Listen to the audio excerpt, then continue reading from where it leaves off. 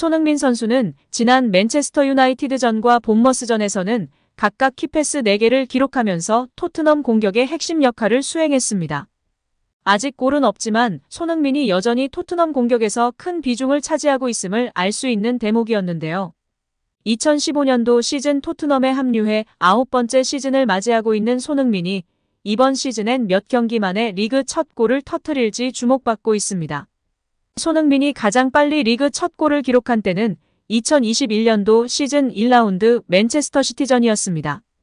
가장 늦게 리그 첫 골을 기록한 때는 2018년도 시즌 13라운드 첼시전이었습니다. 리그 첫 골과 함께 다득점을 터뜨린 때는 4라운드, 2라운드, 8라운드 등이었는데요. 손흥민 선수의 지난 8시즌 평균 리그 첫 골을 기록한 때는 약 56라운드입니다. 그리고 이번 벌리에서 골을 터뜨리면 EPL 개인 통산 104호 골을 기록, 세계적인 스타 날강도 크리스티아누 호날두를 제치게 됩니다.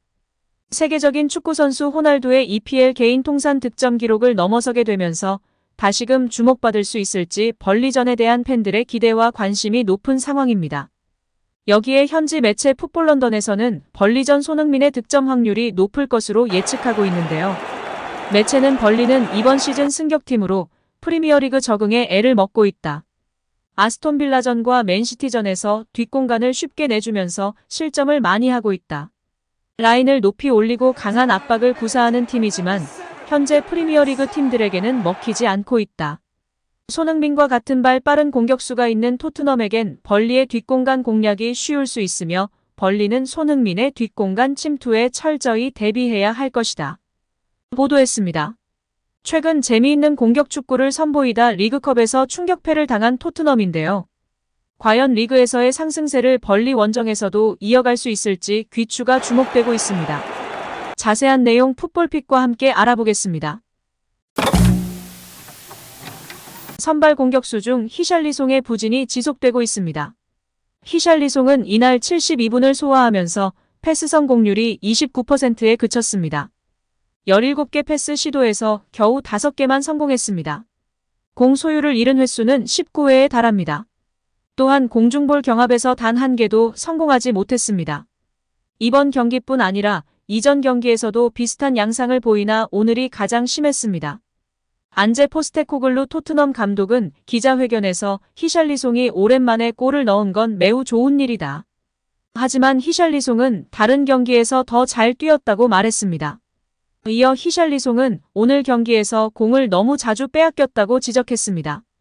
이전에 포스테코글루 감독의 발언과는 사뭇 다른 분위기와 뉘앙스로 이제 히샬리송에게 기회가 가긴 힘들 수도 있을 것이라는 이야기가 들려오고 있는데요.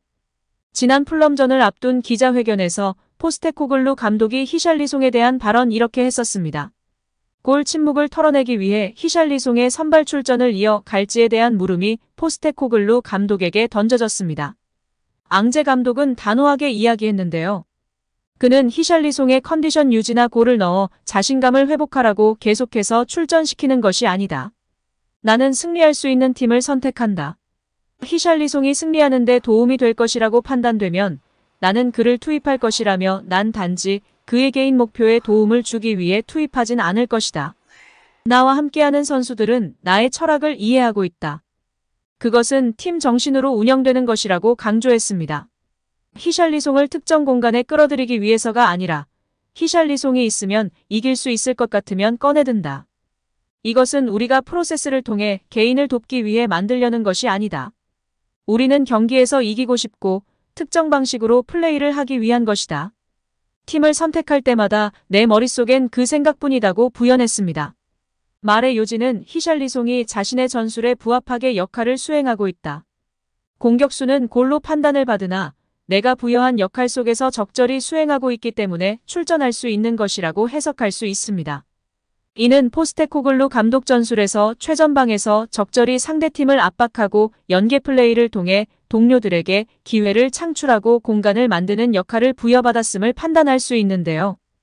이번 풀럼과의 리그컵 경기에서는 그 모습이 전혀 되지 않아 비판적 인터뷰를 한 것입니다. 실제 영국 매체에서도 히샬리송의 부진에 대해 통계 자료를 통해 지적하고 있는데요.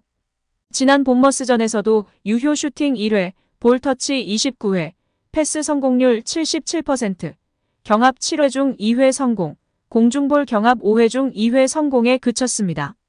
축구 통계 매체 후스코어드닷컴은 히샬리송에게 평점 6.2점을 주며 선발 출전했던 22명 가운데 네 번째로 낮은 평가를 내렸습니다.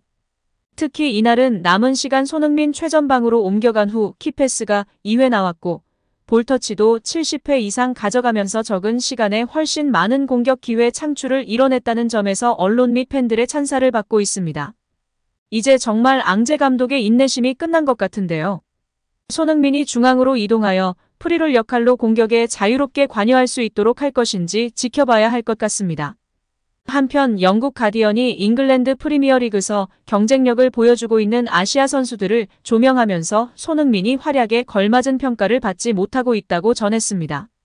매체는 손흥민과 미토마는 노력과 재능을 갖췄음에도 마땅한 존경을 받지 못한다며 특히 손흥민은 종종 세계에서 가장 과소평가된 선수로 묘사된다고 지적했습니다. 가디언은 아시아는 여전히 좋은 선수들이 나오는 곳으로 여겨지지 않으며 일본 또한 보편적으로 축구 강국으로 평가되지 않는다고 설명했습니다. 일본 선수들은 마케팅 능력도 덤해져서 우리보다 훨씬 많은 선수들이 해외파로 활동하고 있는 실정인데요.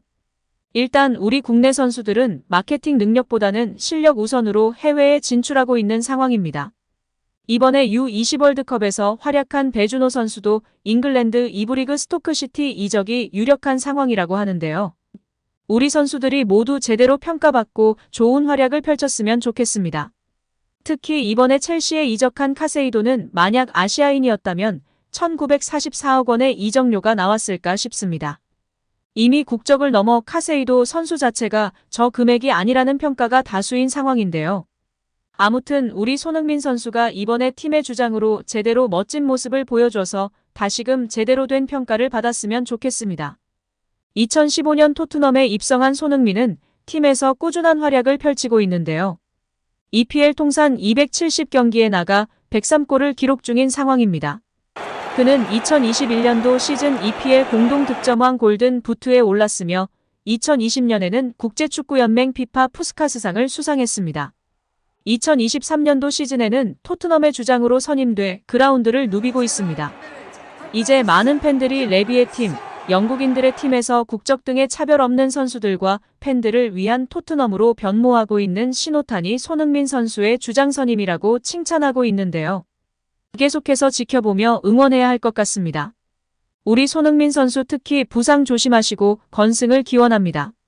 특히 이번 본머스전에서도 이런 흐름을 이어가야 할 텐데요. 부진하고 있는 히샬리송이 다시금 선발로 나오게 될지 모르겠습니다. 또한 팀에서 패스의 중추를 담당하고 있는 메디슨이 부상이라는 소식도 들려오는데요. 중요한 기점이 될 이번 본머스 리그 3라운드. 우리 손흥민 선수를 기점으로 공격이 풀리고 최전방에 출전해서 더욱 뒷공간을 잘 노렸으면 하는 바람입니다. 오늘도 시청해주셔서 감사합니다. 늘 건강하시고 더 좋은 영상으로 찾아뵙겠습니다. 구독과 좋아요도 잊지 마시고 부탁드립니다. 감사합니다.